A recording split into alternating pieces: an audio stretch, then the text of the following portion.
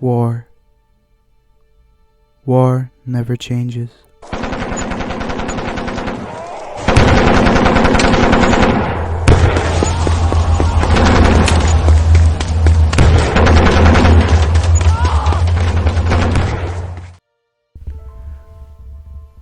World War I.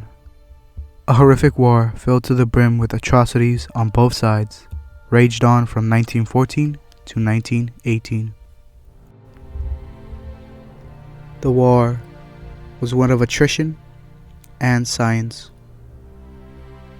The machine gun, tanks, mustard gas, and chlorine gas, all made in World War I, all made to defile the very nature of morality.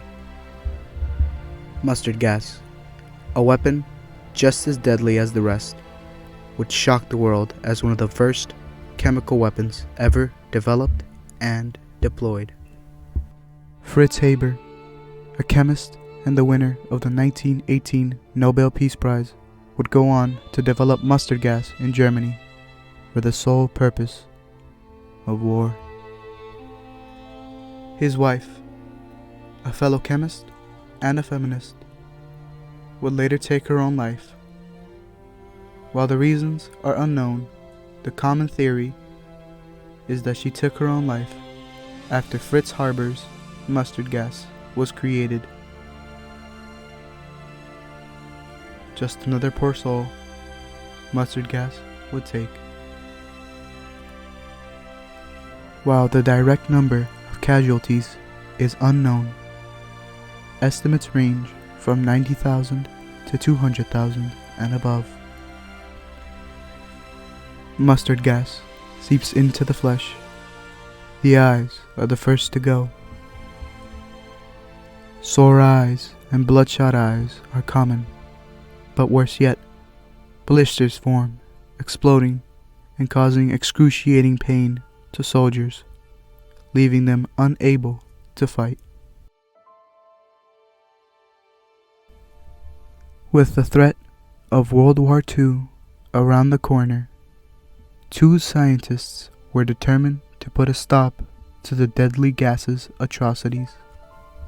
Louis Goodman and Alfred Gilman, pharmacologists in the University of Yale, would go through trial and error in hopes of finding a cure for mustard gas. Both would soon discover something far beyond a cure for mustard gas. They would revolutionize the medical field and change the course of mustard gas from war to medicine. Gilman and Goodman combed through medical records and discovered that mustard gas killed cancer cells. From that fact, a seedling sprouted, and soon came the mighty tree. The concept of mustard gas-based chemotherapy was born, and all that was left to do was to find a way to forge it. The men worked tirelessly to discover how to create mustard gas-based chemotherapy. Their work would pay off in 1935 when they used a lesser form of the deadly gas, nitrogen mustard. Gilman and Goodman began experimenting. This long journey of trial and error would pay off when the animal experiments proved a success. As the animal trials came to an end, the next leap for the men would come on August 27, 1942 at 10 a.m., where the first human trials would begin on a man only known as J.D. J.D. was indeed the first to experience Gilman and Goodman's mustard gas-based chemotherapy. Substance X, as they called it, was injected into J.D. to treat his advanced lymphoma. J.D. would later die due to the severity of his cancer. But in the grand scheme, Goodman and Gilman had changed the course of mustard gas forever. Science, however, can be picked up, dropped down, and passed along as easily as a baton. Scottish physician Alexander Hadow would pick up the baton. Mustard gas-based chemotherapy would now be developed by him and his team. Using all of the research Gilman and Goodman performed, in addition to his research on chemotherapy, led him to discover something: the Hadow effect. The Hadow effect states a carcinogenic compound can be used to arrest a cancer whose origin is an unrelated carcinogenic.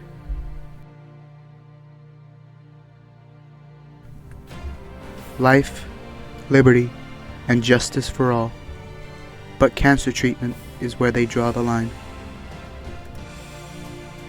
The U.S. government, a powerhouse of democracy and liberty, would restrain the release of any material related to the experiments conducted by Gilman, Goodman, and Hadow. Pharmacy companies, however, had their runaround, even back in the 1900s. March 15, 1946, the first FDA-approved mustard gas-based chemotherapy was born: meclorethamine mustargin. From this, many more drugs have spawned, which are still used to this day. America would take a long time to change its tune. For years, they would deny the cancer treatment, all the way up until the 1970s. President Richard Nixon would be the president to put an end to the constraints. He would sign the National Cancer Act of 1971, which established the Cancer Centers program and expanded the database for which we store patient data relating to cancer. Mustard gas was a deadly weapon that claimed the lives of many, even the ones closest to the man who created it. Fritz Haber gave it his all to create something vile for the purpose of war. Louis Goodman and Alfred Gilman, with the sacrifice of J.D., switched what mustard gas stood for, from a life-ending weapon to a life-saving treatment. Alexander Hadow would continue Gilman and Goodman's research to create the definitive chemotherapy treatment.